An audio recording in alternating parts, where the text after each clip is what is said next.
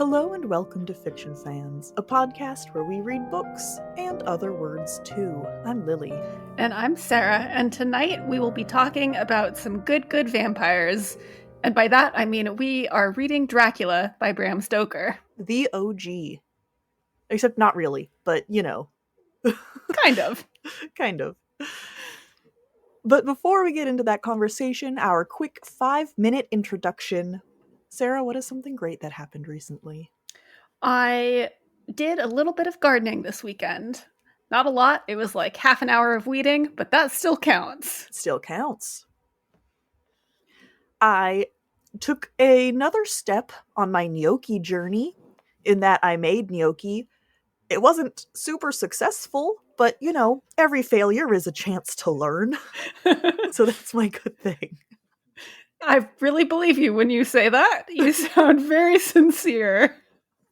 I don't know why it's like my own personal Mount Everest, but I really just like want to be okay at gnocchi. I'm not there I believe yet. in you. Thank you. What are you drinking tonight? Because we are reading Dracula, I'm pretty sure I am legally obligated to be drinking red wine. I had the same thing. I even picked out a Cabernet Sauvignon from Ménage à Trois that is called Decadence because the description is luxurious, rich, seductive. I did not go so far as to pair my wine that closely. I'm drinking whatever bottle was next on my list of bottles to be drunk. That's fair.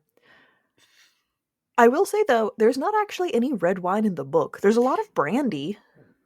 I did feel like I was not actually drinking a book-relevant drink. It is just culturally relevant. Yeah, vampires equal red wine, for sure. No arguments there. But if we were legit, we would have gone for brandy. Yes. Or whiskey. I feel like whiskey would have been acceptable, too. Yeah, probably.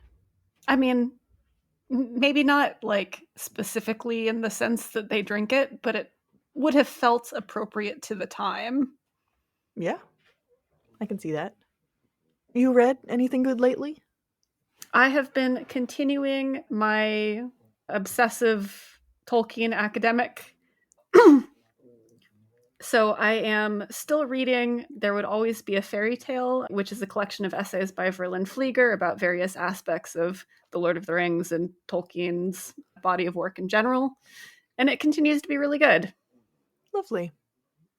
How about yourself? I just barely started. I'm 4% in. My ebook loan from the local library of Salt, Fat, Acid, Heat by, Salman Nosrat? Nosrat? Samin? I don't know. I should have looked it up. I've heard really good things about that book, though. Yeah, I'm pretty excited. It is a cookbook, but more about, like, the theory behind cooking rather than just... And actually, in the intro, Nosrat says, cookbooks are so condescending. They just give you instructions and say, do this and don't ask questions. And I was like, I love that vibe. Let's get into it. I did not realize how cooking-centric my answers were going to be today, but I guess that's just where my head's at. I mean, valid. Yeah. I do have to eat, like, often. As Food is good. Yeah. Well, we are here to discuss Dracula, and dear God, do we have some opinions. I feel like it's mostly you that has the opinions, to be honest. You have opinions. I do, don't get me wrong, but like 90% of our notes, which are more extensive than usual, are from you. Yeah, but then you filled in your response to them. Okay, I think my very first question, though, we're not going to do a spoiler section for this book. I think everyone is familiar with the broad strokes of Dracula. It's a classic novel, but that does mean we have sort of a different experience reading it than contemporaries when it was published, right? No one is really going into Dracula blind at this point. Correct. And I'm so curious. I wish I had had the time to try to look it up, but I sure did not. So instead, I will just phrase the question into the ether. How obvious was it, or well-known was it, that this was a vampire story? because the book doesn't actually say vampire until like halfway through. Yeah, I mean, I have no idea. I could certainly see it being the case that people didn't realize it until the reveal, and that it was a big reveal for people. Or that there were hints. It was a mystery. So much of this book is a mystery in a way that I don't think I really remembered. Because I have read this once before. I think I might have been in like 8th or ninth grade, so 13, 14 years old, a very long time ago. I didn't realize it had been that long since you'd read it. Yeah, it's been a very long time. I have dated it so perfectly because I have some old flags in my copy of the book that I left in it. That was just for you. You're welcome. And one of them is... Did I pull it out?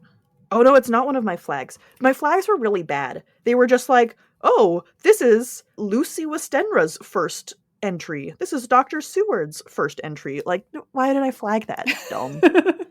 No, one of the notes I put in the margins, page 31, hold on. I underlined dilapidated and wrote vocab word. So I must have been doing SAT prep in some way. Yeah, that sounds about right. Yep. I had also read this book before, but I'm pretty sure that it was only like somewhere in the range of 5 to 7 years ago, because I think it was right as I moved into my current place. Oh, interesting. Yeah, I'm fairly sure. So definitely adulthood, though. But definitely adulthood, yes. Yeah. I remembered being a little baffled by this book, and I remain a little baffled by this book. Not confused by what happens or anything, but just it feels like it is taking a strong stance, but I could not tell you what that stance is on. Interesting.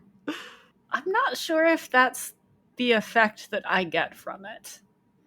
I was a little bit vindicated when I read the introduction. My copy has an introduction by Brooke Allen, and she writes sort of in response to some of the criticisms. There's a lot of feminist criticism around this book, which, Sarah, will not shock you. Because, understandable. Oh boy, yeah. I have read this book.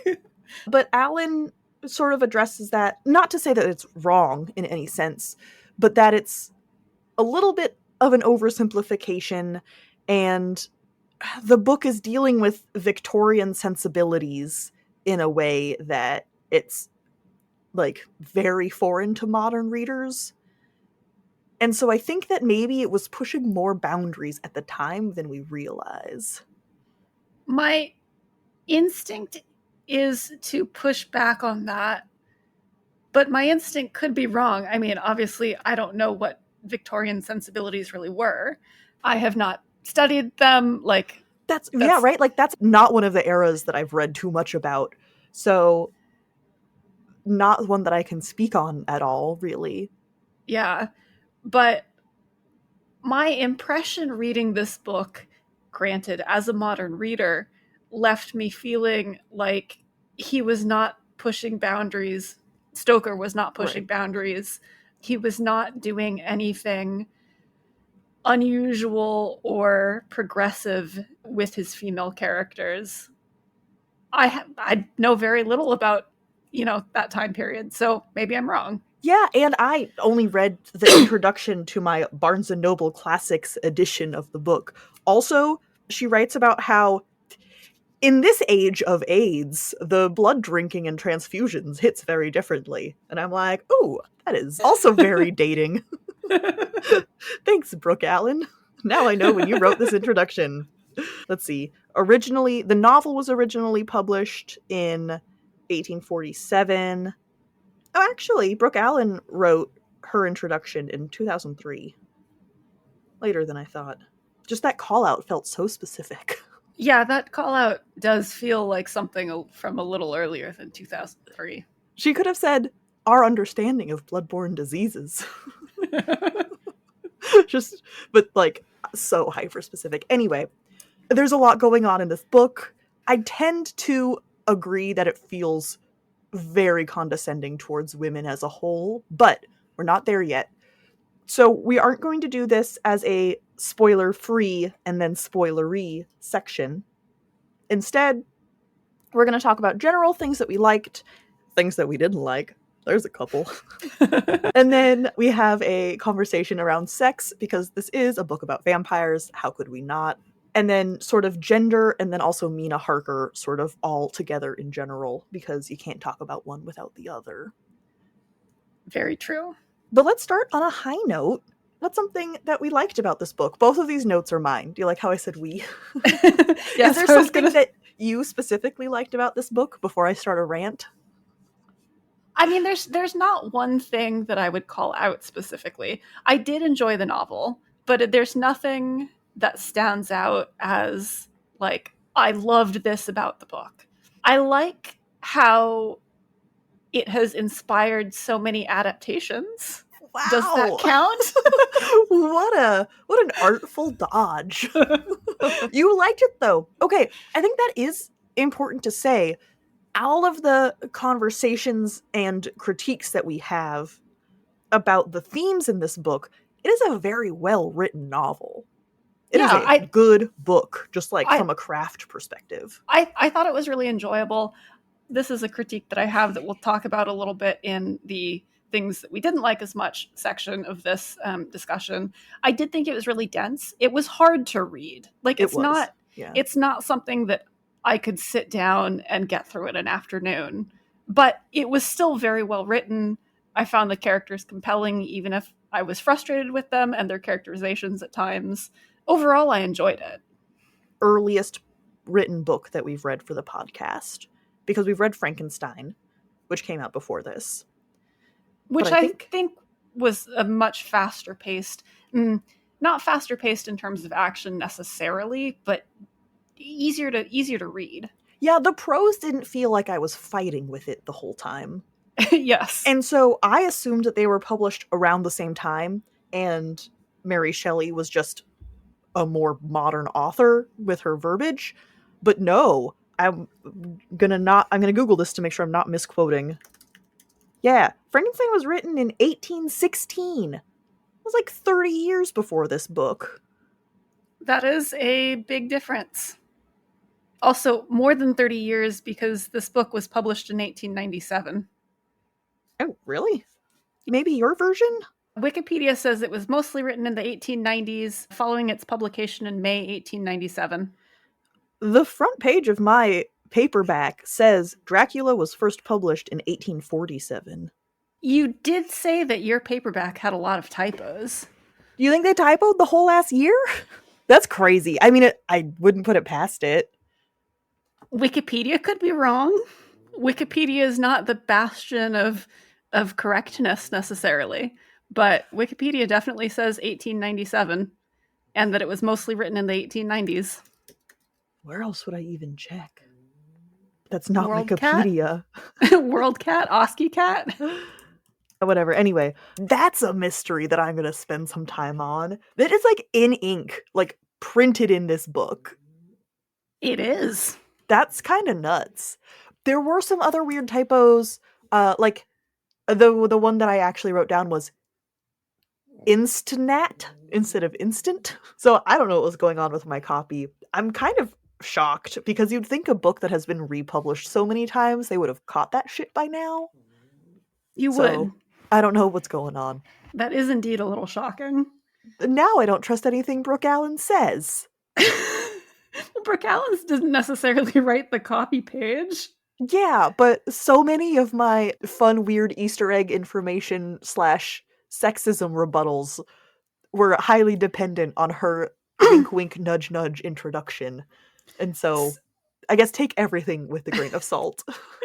So my edition, which is the Project Goot ebook of Dracula, says copyright 1897 in the United States of America. Oh, U.S. publication maybe. Stoker was Irish. Right. I mean, maybe it was published differently, but Wikipedia again says United Kingdom 1897. Yeah, it does. Hold on, there's a whole ass timeline in this book that I skipped because I couldn't care less, but now suddenly I do. Funnily, this was not something we had in our notes whatsoever. No, this is going to be such a long episode. May 26th. Wait, 1897. He was born in 1847. What the fuck? Look on page 9 of the intro stuff. Is this backwards for you and therefore not helpful at all? No, I can read it. Okay. It does indeed say that he was born in 1847. What is happening? I do love that this timeline includes, like, Sigmund Freud was born. Sigmund Freud published his first work, because there is some bonkers psychology in this novel. Yeah, this timeline has Dracula is published in 1897. Yeah. May 26th, apparently. Okay. Well, that was a tangent, but I feel like my whole life is a lie. But it means... I can trust nothing. It means that there's, 80 years in between Frankenstein and Dracula? The publication of Frankenstein and Dracula? And Frankenstein felt so much more modern to me.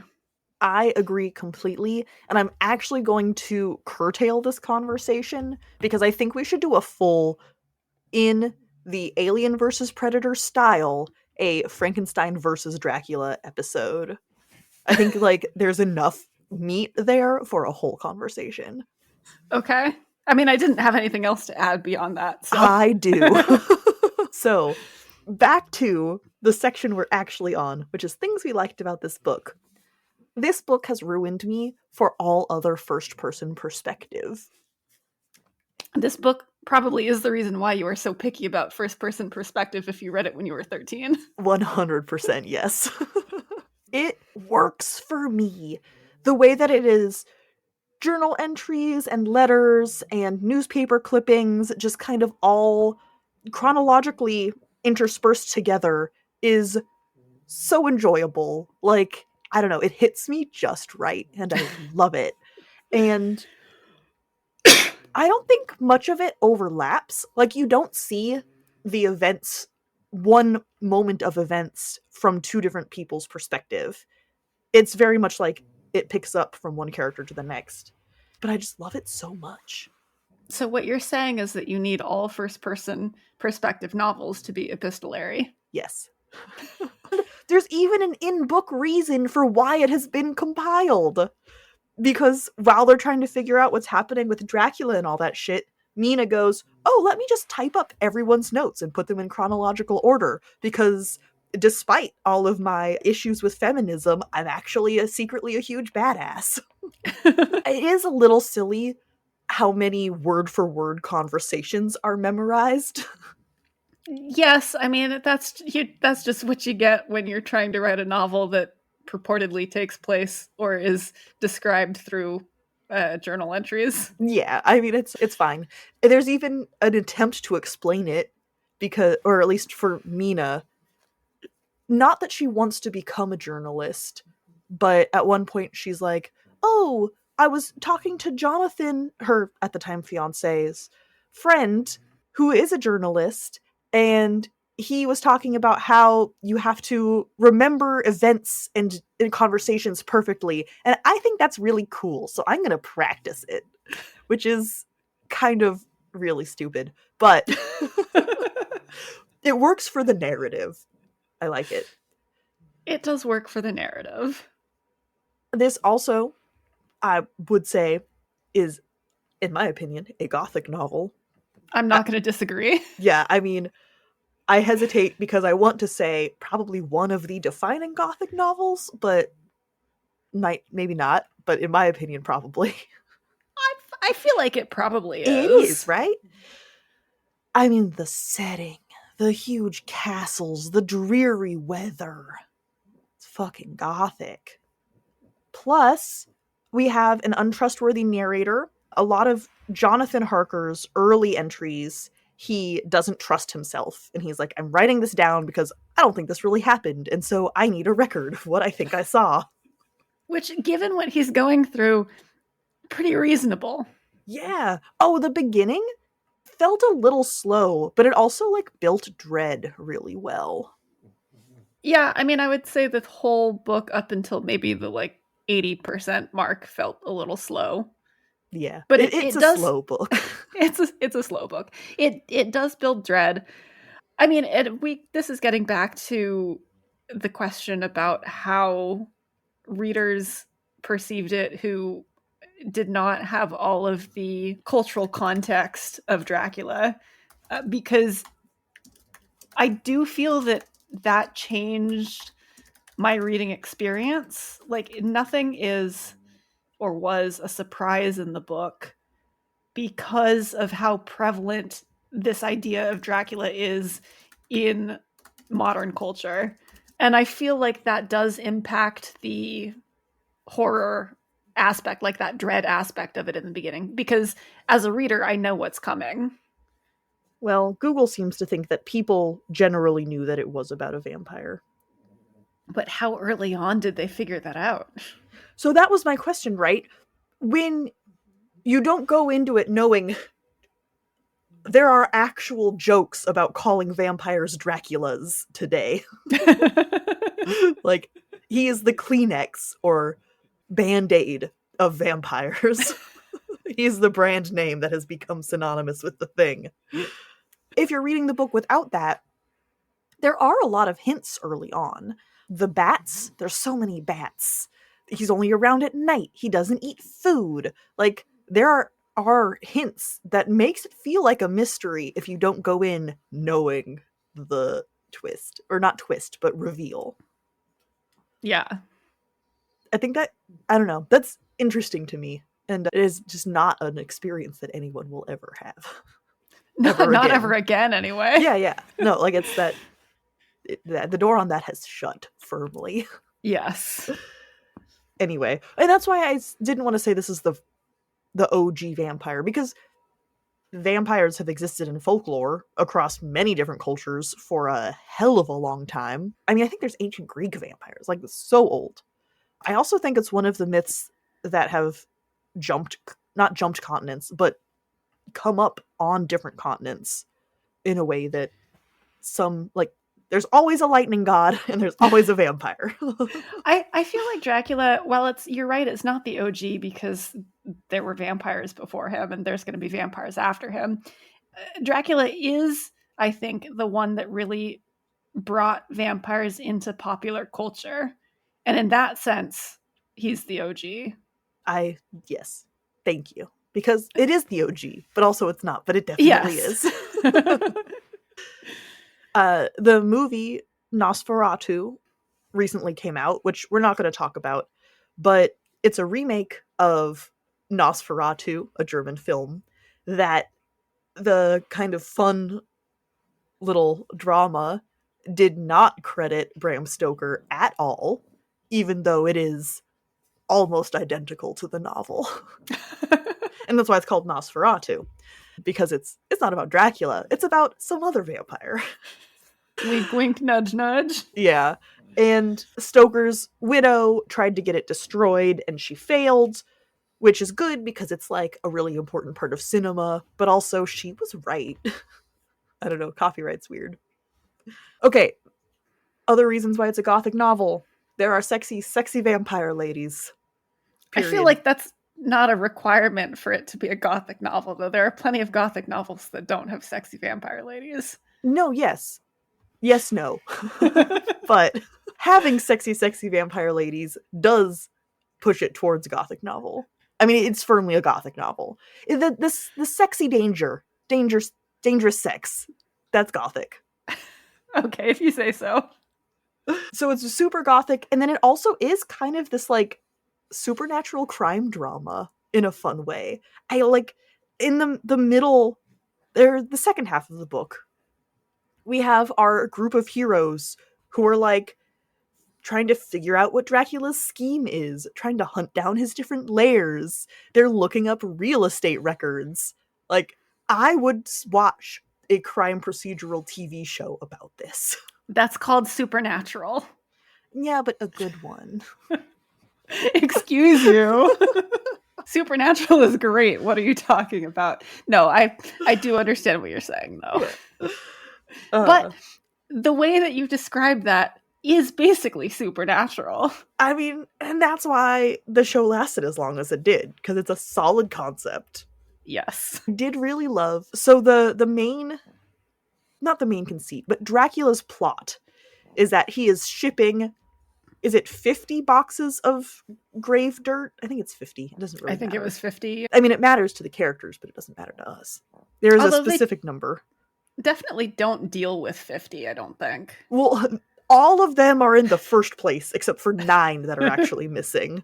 So why were there that many? I guess to imply that he was trying to spread his area of influence, even though we don't have to deal with that, because they're like, great, all of them are here except for 9.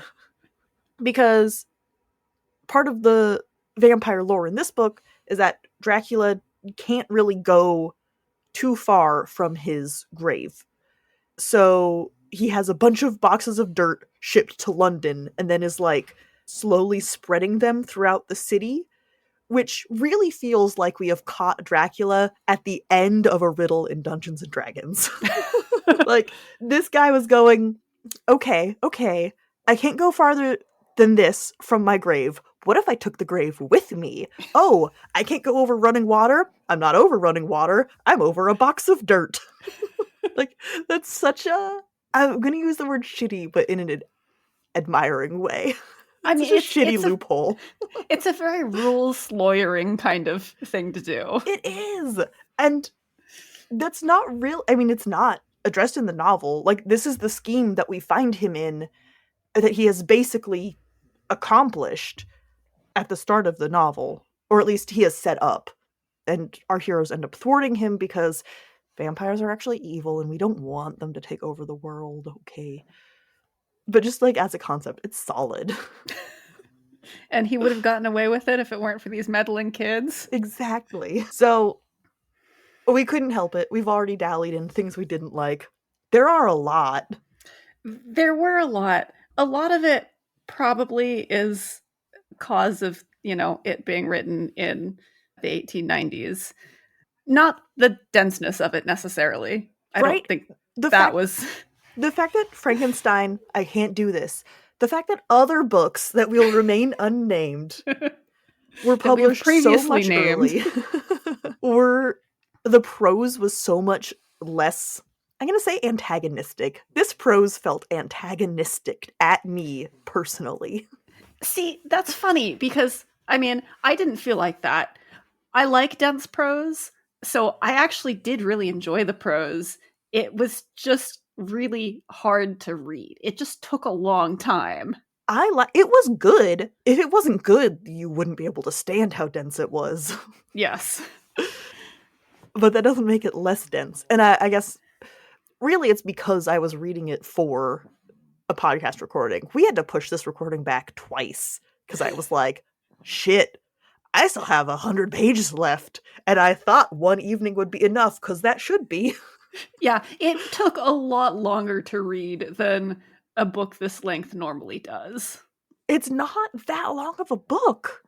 No, it just takes forever to read. So long. And that's why I said that it is an attack on me personally.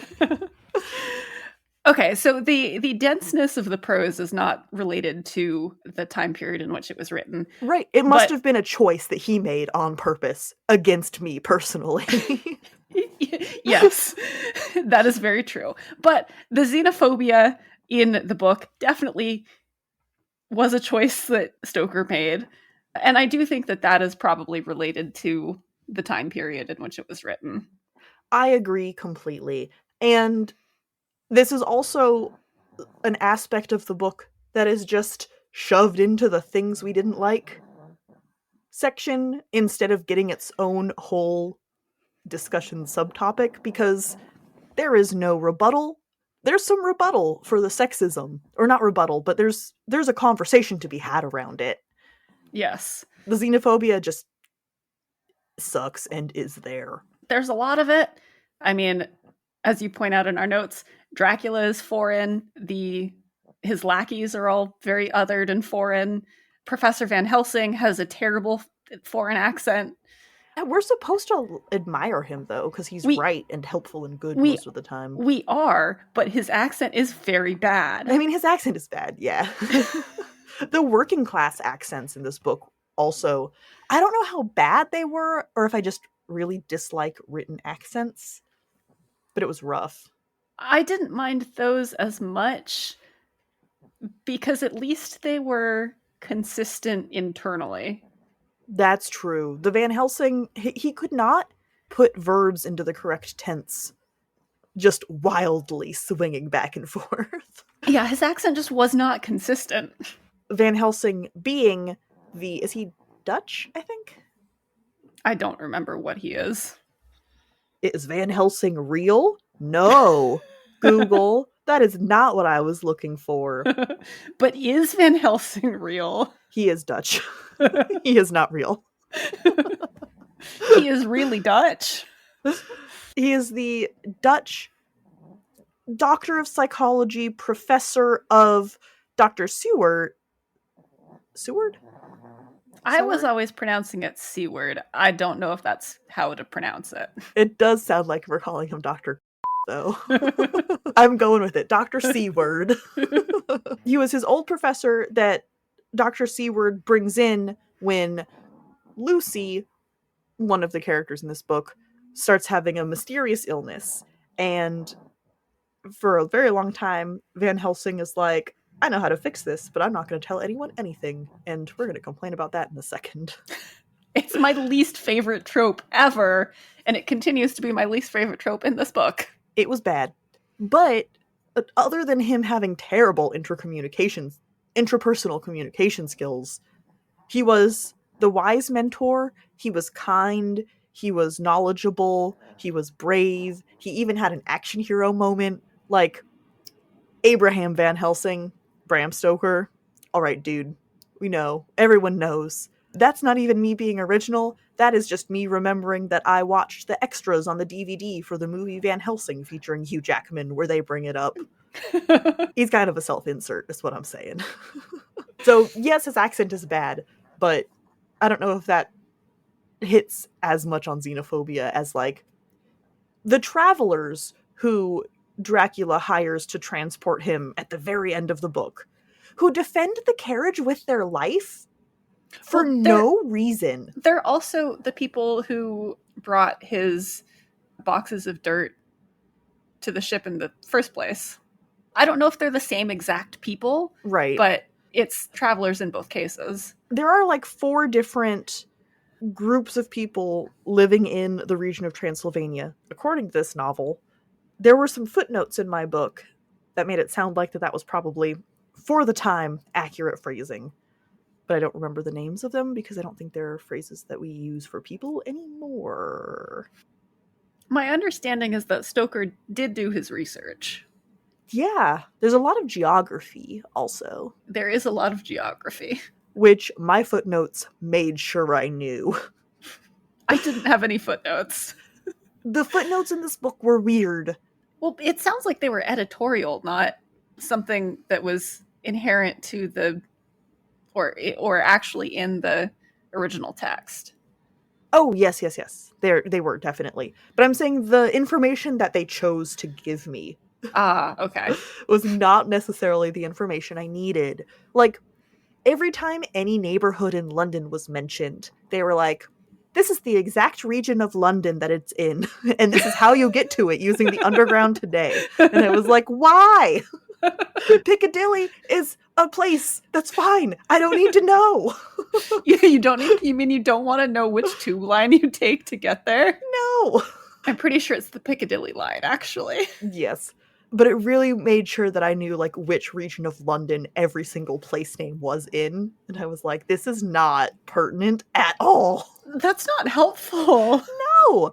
Not a problem with the original book, though, to be fair. No, definitely the footnotes. So there were also 2 different kinds of footnotes. There were footnotes on the page, which was things like, this is where Budapest is, or these rivers go through these countries. And then it was helpful to know that there are about 10,000 different words for horse-drawn carriage that show up in this book. And I know, or I don't remember, but I was told, like, all of the differences of them. How many horses there were, how many wheels it had, what it was normally used for. It told me. And then there were numbered footnotes that were at the back of the book. So I had both. I did not fuck around with the numbered footnotes at the back. I looked at the first one. I was like, great, don't care. And then never looked at any of the others. My copy is weird. Your copy sounds very weird. I think on the whole, I'm glad I went with the Project Gutenberg ebook. Yeah. I don't remember why I was complaining about... Oh, because there was a footnote talking about the 4 different groups of people in that region of Transylvania. And it named them. And so I was like, this sounds legit. There's also some really bad science. It was written in the 1890s. I did really enjoy that Brooke Allen, in her introduction, talks a little bit about, like, oh, Freud was just writing, so, you know, that happened to him. But there was a lot of, like, oh, I can tell this person's character by their facial features, which maybe that should just go under the xenophobia I think that goes under the xenophobia. Yeah. We can tell by the shape of his nose that he is evil and corrupted by the devil. Yep. Sounds like xenophobia to me. A lot of that. There are some blood transfusions that are just like, oh, all of these men love Lucy so much that they can just transfuse their blood into her. Don't worry about blood types. It's fine. Don't ask questions. Love is all you need to make it work, right? Yeah.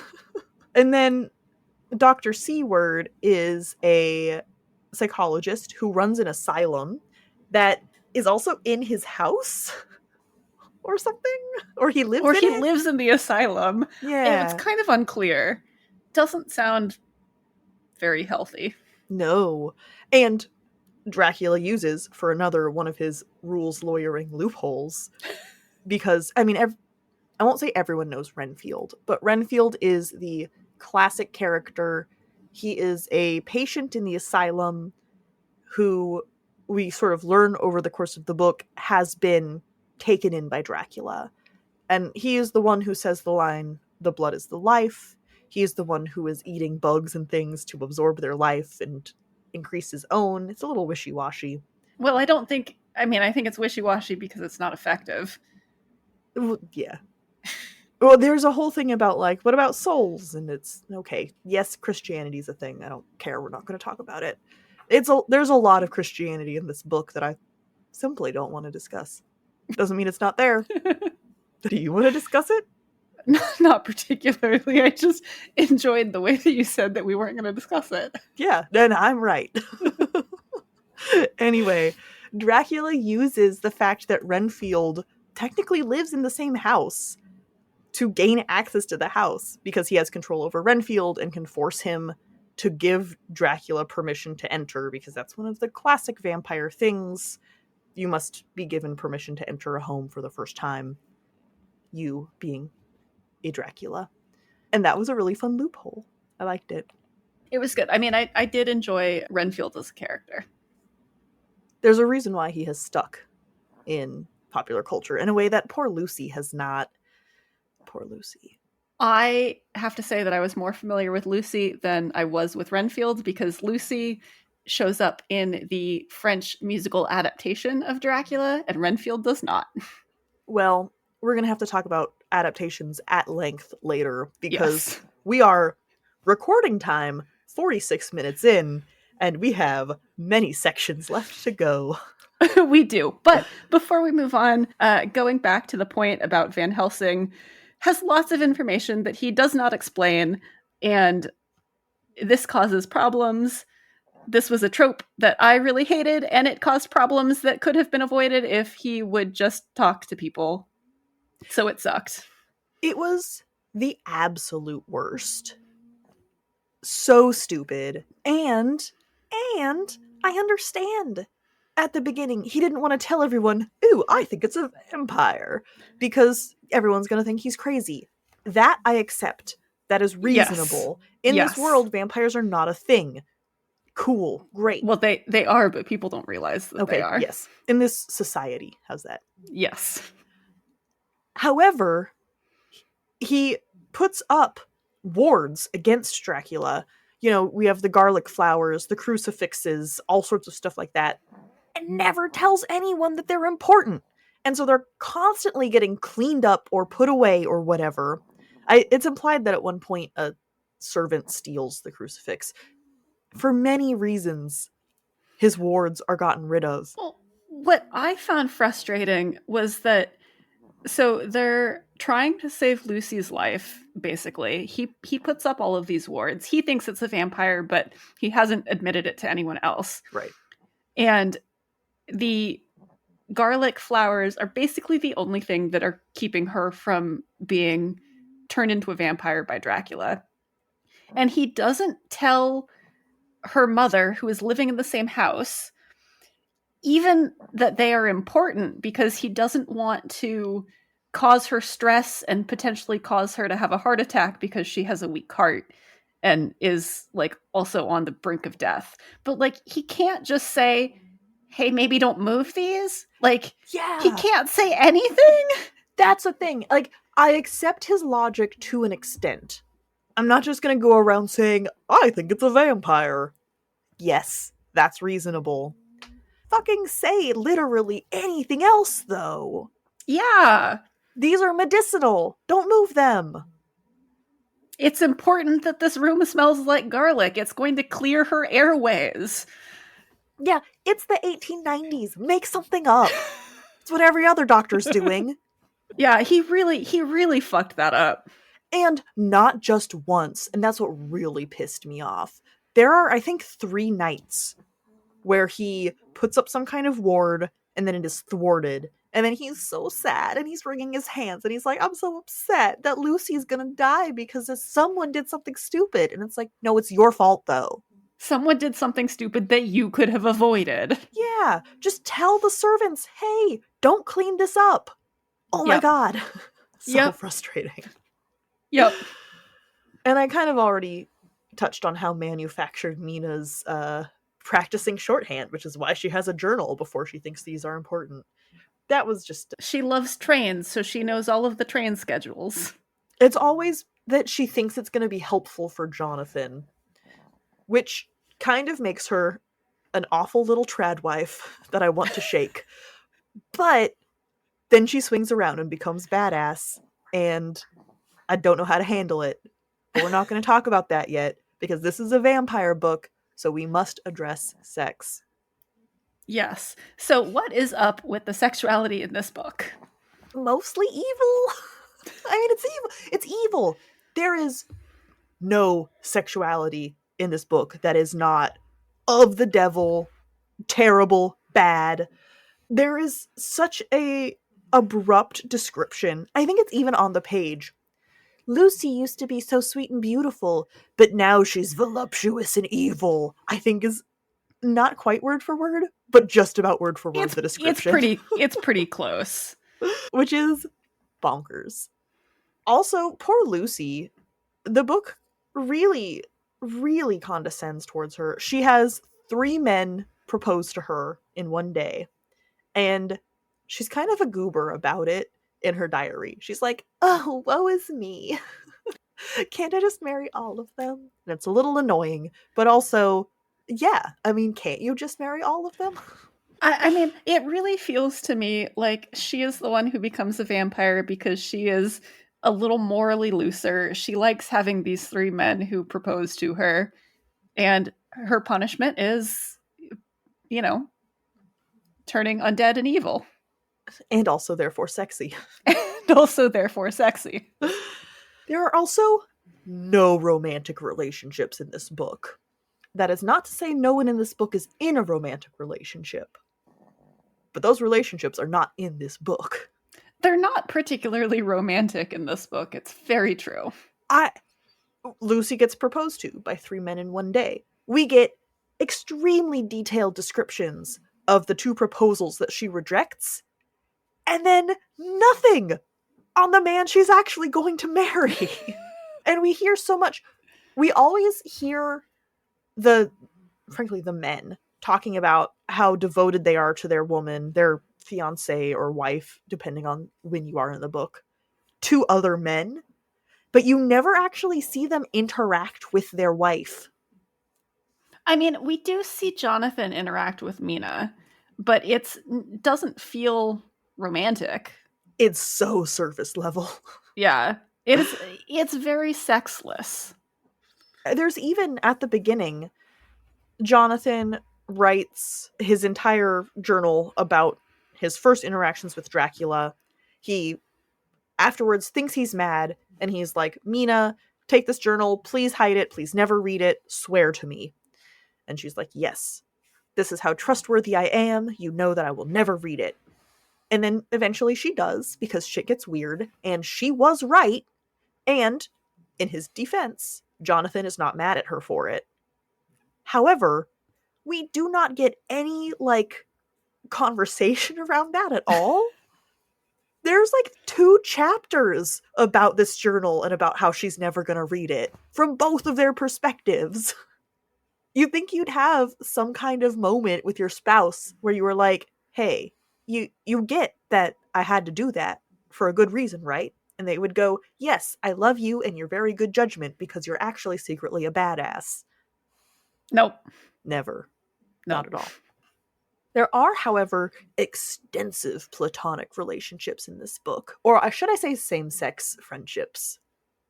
And opposite-sex friendships. Mina becomes pretty close with Lucy's rejected suitors. But yeah, I mean, and also with Arthur. Like, I do feel that Lucy has platonic friendships with the men in this novel. That's true. There are a ton of friendships. That is what we get on the page. That is what people are waxing poetic about. Lucy and Mina write extensively on how much they care about each other. They write letters to each other. The first half of this book is Lucy and Mina caring about each other. And then the rest of it is all of Lucy's love interests, her actual fiancé, and her 2 rejected ones. Did I count right? Yes. You did count right. And how they, like, band together as brothers to defeat the evil that murdered the woman they love. And relationships are, again, very extensively explored. I mean, apparently they were best buds even before they all fell in love with Lucy. Somehow, coincidentally, it's never really explained how they all know each other, but also know Lucy. I think Arthur, her actual fiancé, and Dr. Seward were best buds. I don't think Quincy Morris, the American, that's who he is, by the way, in the book. He's just the American. He likes guns, and he's a rootin' tootin' go-getter. But he is best buds with Arthur. Yeah, I mean, the time frame of their friendship I don't think is clear. They're definitely, like, friends. Whereas, like, Arthur and Dr. Seward, we get the impression have been friends for, like, a very long time. No, we got that impression with Arthur and Quincy, too. Okay. I'm not going to argue that Quincy and Dr. Seward were friends necessarily before this. Yeah. But I'm pretty sure that Quincy and Arthur were. That's fair. I mean, really, just Arthur introduced his 2 best buds to the girl he likes, and everyone hit on her on the same day. I don't know. My issue with that is that until they all come together and, like, they didn't talk about it with each other. Yeah. Like, when we first learn about these different proposals, we don't realize that they're all friends with each other until they're all suddenly talking about how sad they are that Lucy's, turned into an evil, sexy, undead vampire. I agree. However, that is actually eclipsed by the fact that I love that they weren't shitty about it. I will give them props for that. Or Stoker props for that. Yeah. There's no, like, aggressive machismo. They don't resent Lucy for rejecting them. They handle it very maturely. They kind of simp for Lucy. It's a little annoying. But the fact that they're not mad at their bros for all asking out the same girl it's good. The friendships in this book are really good. They definitely simp for Lucy, but I appreciated that they don't try to change her mind. They're not like, but actually you should marry me instead. They're like, okay, you've made your decision. I respect that. We will be best friends. Yes. You're not going to marry me, but I will still die for you. And this whole conversation around really Lucy, because this book definitely kind of condescends her for, she's not necessarily a floozy. She's very clear. She doesn't lead any of them on, but she's so flippant about it. The tone of the book is definitely negative. She is not smart like Mina. She's not devoted to one person like Mina. She is not perfect like Mina. All she cares about are her romantic entanglements. Yeah. Yeah. I mean, the book definitely makes a point that she is not as good as Mina. Lucy is the dumb slut, and that's why she deserves to die. Yes. It's there. It's in the book. It is. Which is bad. Yes. Also that. There's no more eloquent way to put it. I mean, it really does feel, when she turns into a vampire, it really does feel like a moral judgment on her for not being as smart and being a little more boy crazy than Mina. Yeah. And then we have Mina's whole thing. I don't know where to shoehorn this in, but when I was reading the introduction, I learned that Bram Stoker had a messy-ass personal life. He wrote some borderline love letters to some male gay poets. Some of the quotes in this introduction, Brooke Allen was leading. She never says, hey, I think Bram Stoker might have been into dudes. But she wants me to read between the lines. I can tell. So, he was apparently good buddies with Oscar Wilde, who was a known gay man in a time where that was not cool. Yes. But also, Stoker was prone to hero worship. One of his first idols was Walt Whitman, whose revolutionary poetry celebrated democracy, comradeship, and love between men. Stoker wrote the older man emotional, revealing letters. How sweet a thing it is for a strong, healthy man with a woman's eyes and a child's wishes to feel that he can speak so to a man who can be, if he wishes, father and brother and wife to his soul. Some kind of leading quotes. Mm-hmm. Whitman apparently referred to him as a sassy youngster, which is delightful. So that was apparently a big thing. And then he had a whole weird obsession with Henry Irving, like changed his entire career so that he could be the like manager for Irving's playhouse or something. I didn't read super closely. I was kind of flipping through it. But I don't know who Henry Irving is. He's an actor. British actor. And all of the Shakespeare references in this book are apparently love letters to Irving. Or I shouldn't say love letters. He only quoted characters that Irving played in Shakespeare plays. And there's a lot of Shakespeare quotes in this book. Oh my. And for anyone who thinks that I am putting words in Brooke Allen's mouth, I would like to read to you this excerpt. If Stoker enjoyed love affairs with members of either sex, he did so with the utmost discretion. So, reading that, I mean, the way Stoker handles women is not good. But it makes me wonder if the ham-fisted heterosexual relationships in this book are more of a statement by the author against heterosexual relationships from the perspective of a man and less a statement on women. It's possible, but I mean, you can be gay and write women well. Oh, yeah. I'm not saying that this book is actually a revolutionary piece of feminist literature. It's not. But there's enough going on in it that it's worth a conversation in a way that the xenophobia is just like, no, it's bad, it's one-dimensional, throw it all out. Yeah, it's possible. I mean, I do feel like I would want to read more about the time period and more Dracula scholarship in general to really be able to comment on that.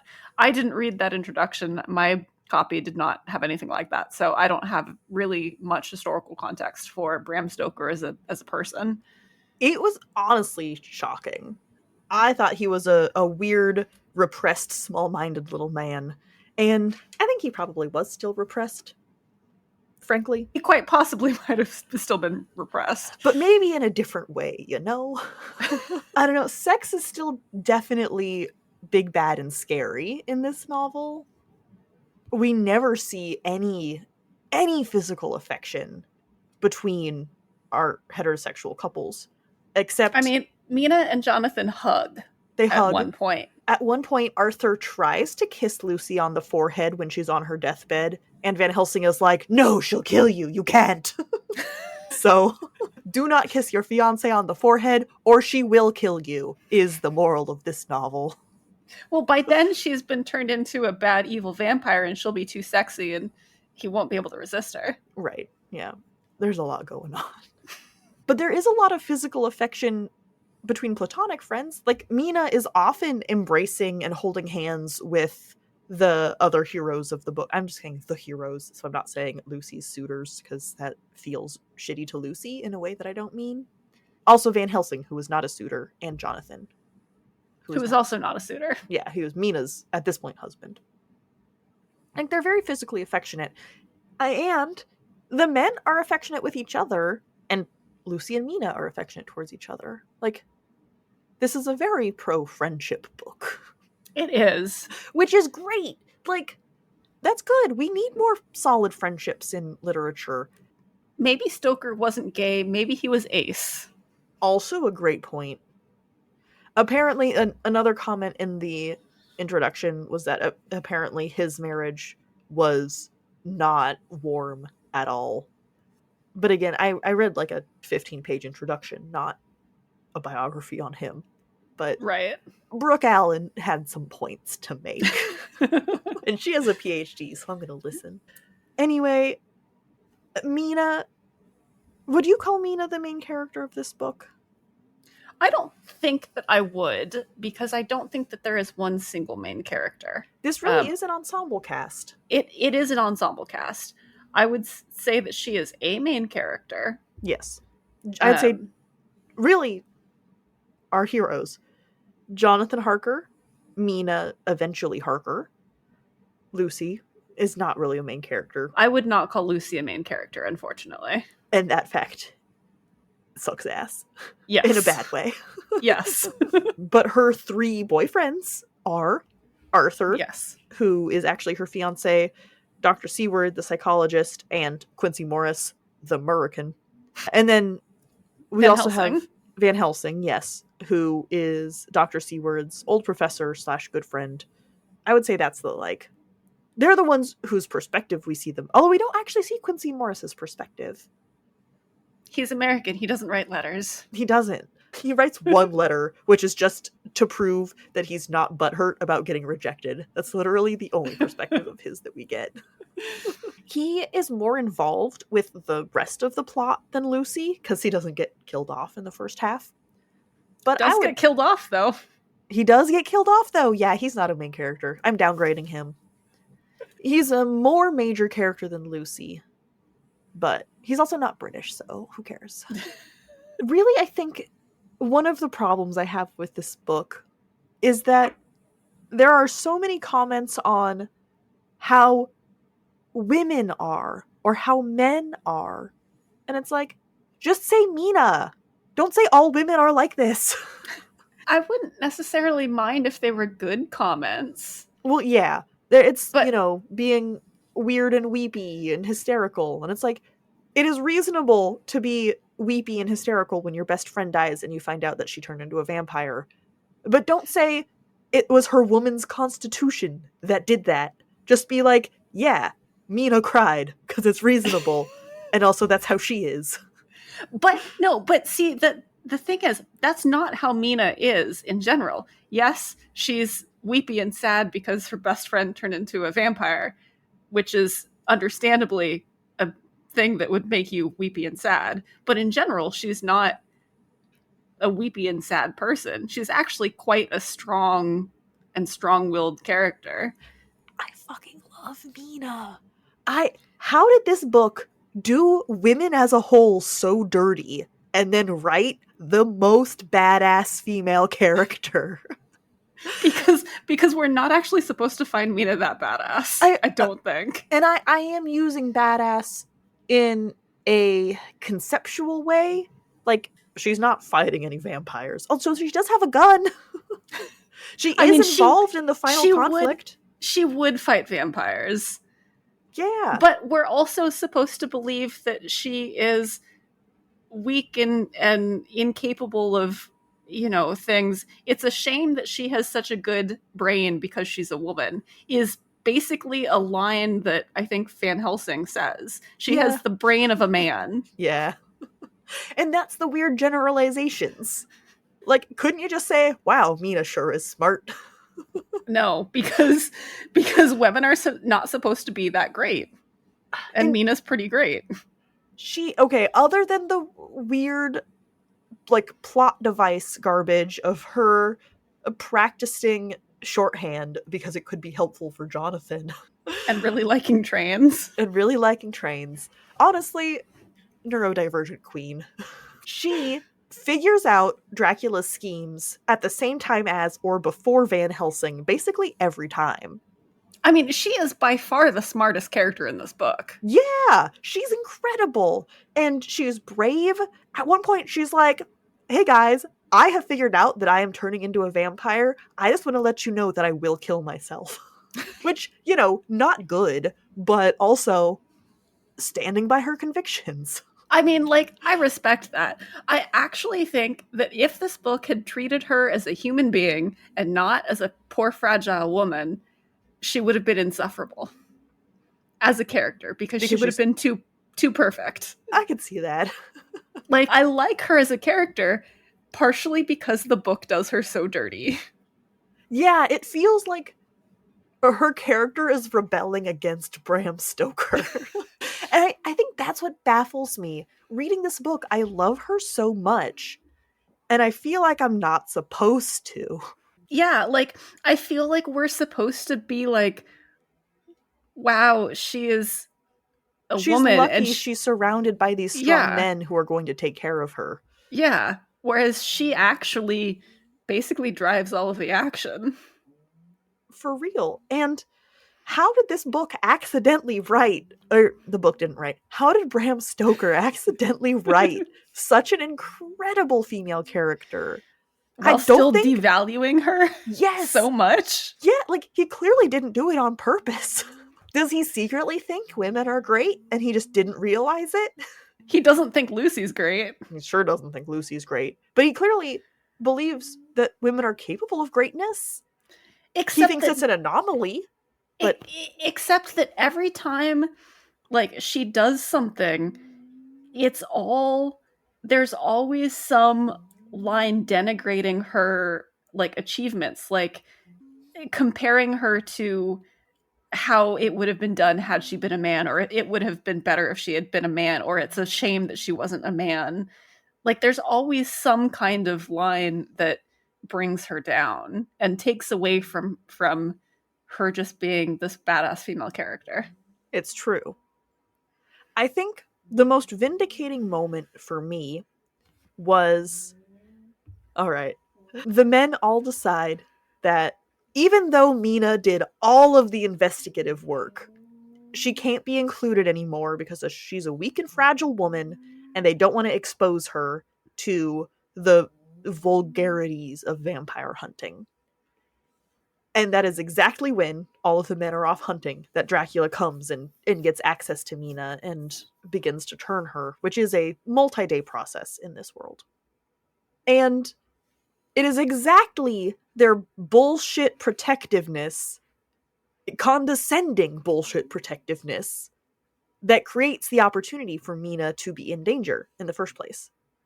And the book acknowledges that on the page. Dr. Seward writes, if we had not excluded her, she would not have fallen prey to Dracula. So, does Stoker realize how shitty and sexist everyone is? At least in that moment he does. But they keep doing it afterwards. Oh, I know. That is why I'm so torn and confused. Like, what is happening? I think that he had a moment of clarity for plot reasons, and then he was like, nah, but their sexism is okay, actually. Yeah. is it about vampires? So using this book, attributing this book with sort of the cementing of vampires in modern popular culture, they have become more of an exploration of female sexuality and empowerment, I would say, over the years. Maybe that's just flipping the trope. Yeah, I mean, I think that they have progressed as society has progressed. There is something interesting in this is a creature invented to prey on women's weakness, women's inherent weakness, and how sex is bad. And then, even if the characters are still predatory and evil, the way that the stories exist in our culture is empowering.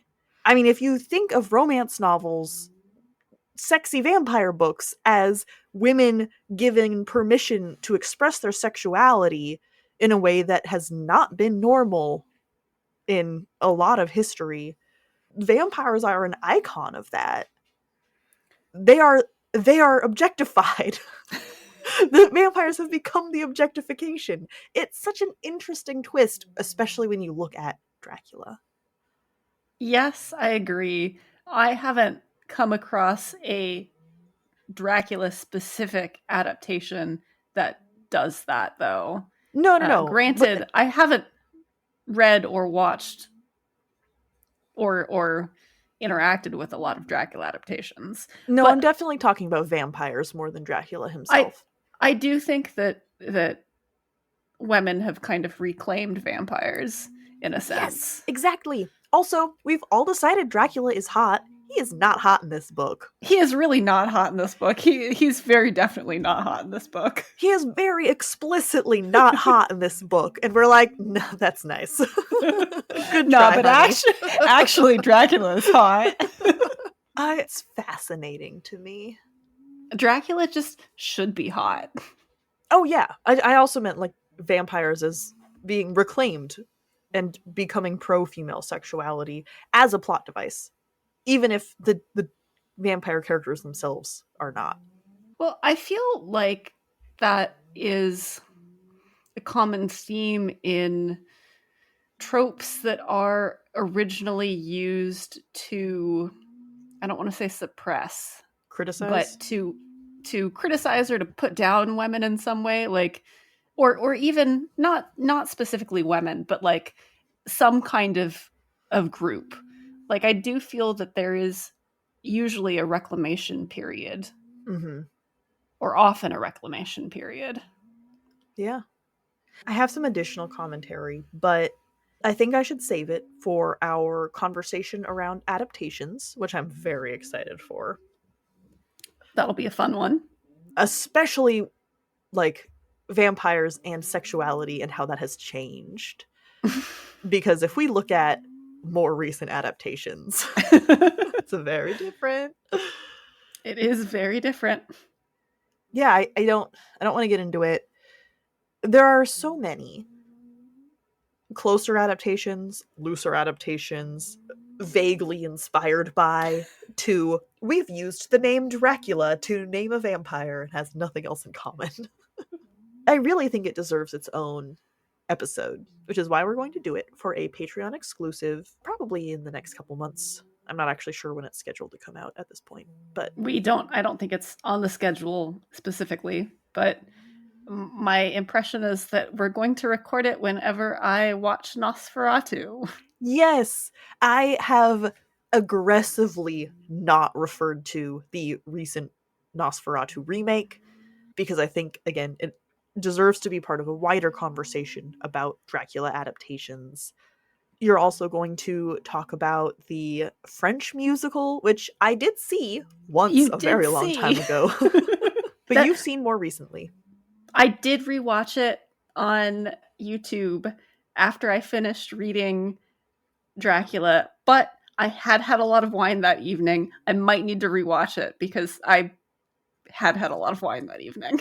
I think you should. I do have, I mean, I have had that soundtrack playing through my head the entire time. Specifically, Lucy has a song after she's been turned that's a banger, and I've had that playing in my head this entire episode. Awesome. It's a great musical. I don't know if it's a good adaptation necessarily. It's a great musical. Absolutely. And hey, I don't know if this is a good vampire adaptation, but it's a good book.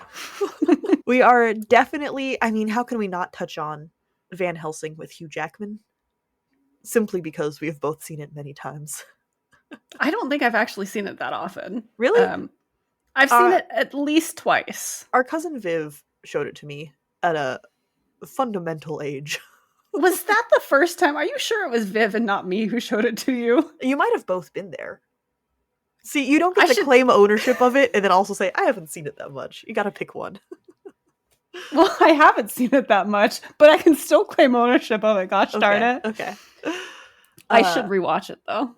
There is, of course, the 90s adaptation with Keanu Reeves. Incredible. That I don't think I've ever seen. Very campy. I haven't seen it in a long time. I need to rewatch it before I talk about it.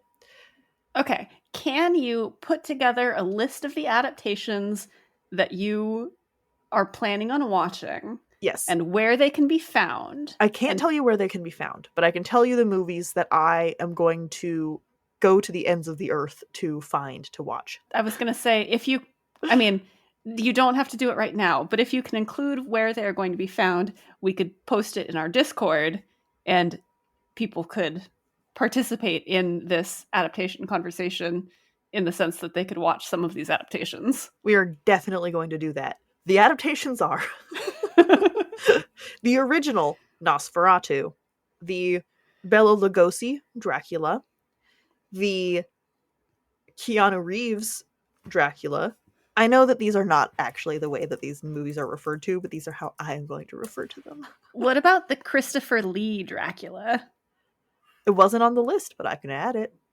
I feel like it should be added. Would you watch it with me? If you can figure out how we can watch it. All right. The Christopher Lee Dracula. Van Helsing, featuring Hugh Jackman. The two recent more spin-off movies. There's Renfield, and then there's, what is actually the name of it? It's like The Last Voyage of the Lady Demeter. Last Voyage of the Demeter? Yeah, because that's the name of the ship. So I don't know why I kept adding words to it. The Last Voyage of the Demeter. And then, of course, the most recent Nosferatu. I believe that is all of them. It's a 2023 American supernatural horror film. Dude, I am really excited for it. I think it's going to be a fun monster movie. I haven't seen it before. Some of these movies I have seen many times. Some of them I have seen once. Some of them I have not seen at all. I'm going on a binge. Yeah, I mean, I am probably not going to watch all of those movies, but I would watch some of them with you. Yeah, let me know which ones you're interested in. Ooh, it has 50% on Rotten Tomatoes. I'm so excited. Yeah. This is probably one that I will rely on you to tell me how it is. I love the concept of zooming in on this one part of the book that's not really on the page much. Like, I think we get like one chapter. Yeah, we have a little bit of the captain's log. We know that spooky shit is happening on this boat. We know that no one survives. That's all we know. If I liked horror movies more, I would watch it with you because I like how they are. We're going into adaptation talk, but I like how they take a unique approach to a Dracula adaptation. Yes, absolutely. I'm also excited for Renfield. It's basically what if Renfield was hot and badass and not a sad old lackey. I haven't seen that one yet either, just purely based because of time, and so this is an excuse to watch it. Anyway, adaptations. I'm very excited. We are going to have lots of fun talking about Dracula adaptations. So if you are not on our Patreon, you should be. I think it's the $5 level that can access exclusive episodes. They come out about once a month, or 12 times a year. Which time of year they come out is a little bit dependent. And thank you for listening to this episode of Fiction Fans. I should pull up the actual script because I don't know what I'm saying. But you got that line right. I did. Come disagree with us. We're on Blue Sky and Instagram at fictionfanspod. You can also email us at fictionfanspod@gmail.com or leave a comment on our YouTube. If you enjoyed the episode, please rate and review on Spotify and Apple Podcasts, give the episode a thumbs up on YouTube, and follow us wherever your podcasts live. We also do have a Patreon, as Lilly has just explained, where you can support us and find exclusive episodes like our episode on Dracula adaptations and some other nonsense. We are going to be playing Shoot, Screw, or Marry. If you want to know which one of Lucy's suitors we would marry and which one of them we would murder, you go find that there. Thanks again for listening, and may your Draculas always be defeated. Bye. Bye.